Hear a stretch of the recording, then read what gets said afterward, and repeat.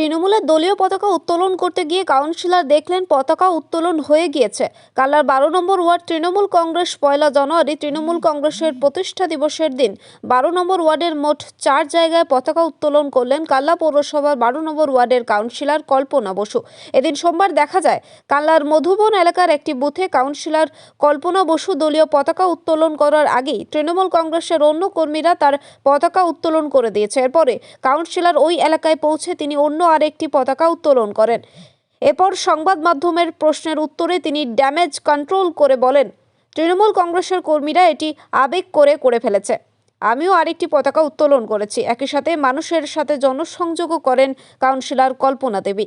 আজকে আমাদের 1998 সালে 1 জানুয়ারি যে তৃণমূল কংগ্রেস প্রতিষ্ঠা হয়েছিল সেই উপলক্ষে প্রতি বছরই আমরা বেরোই এই দিনটিতে। এবছরেও আমরা 12 নম্বর ওয়ার্ডের পক্ষ থেকে সকালবেলা বেরিয়েছি 8টা নাগাদ। আমাদের 12 নম্বর ওয়ার্ডে 4টি বুথেই আমরা পতাকা তুলছি। এটা আমাদের 4 নম্বর 3টে বুথে হলো, আমরা 4র্থ বুথ বাকি। 3টে বুথে আমরা মোট 4 জায়গায় পতাকা তুললাম। এবার 4র্থ বুথে আমরা যাব এবং আজকে সমস্ত আমাদের সঙ্গে সমস্ত যারা কর্মী রয়েছেন, যারা সব সময় থাকেন মানুষের জন্য কাজ করেন, তারা আজকে সকলে উপস্থিত রয়েছেন।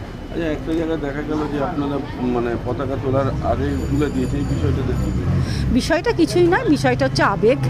প্রত্যেকটা মানুষের মধ্যেই তো আজকের দিনটা একটা আবেগ কাজ করে। আর তৃণমূল কংগ্রেস দলটা হচ্ছে এমন একটা দল যাকে এগিয়ে নিয়ে যাওয়ার জন্য প্রত্যেকটা মানুষ বেরিয়ে আসেন বাড়ি থেকে। সেরকমই কোনো মানুষ স্বতঃস্ফূর্তভাবে বেরিয়ে এসে তুলেছেন। আমরা এতে খুব খুশি। আমরা খুশি এই কারণেই যে আমাদের তৃণমূল কংগ্রেসেরই প্রচার হচ্ছে। কাল্লা থেকে রীতা ভট্টাচার্যের রিপোর্ট, সুন্দর বাংলা নিউজ।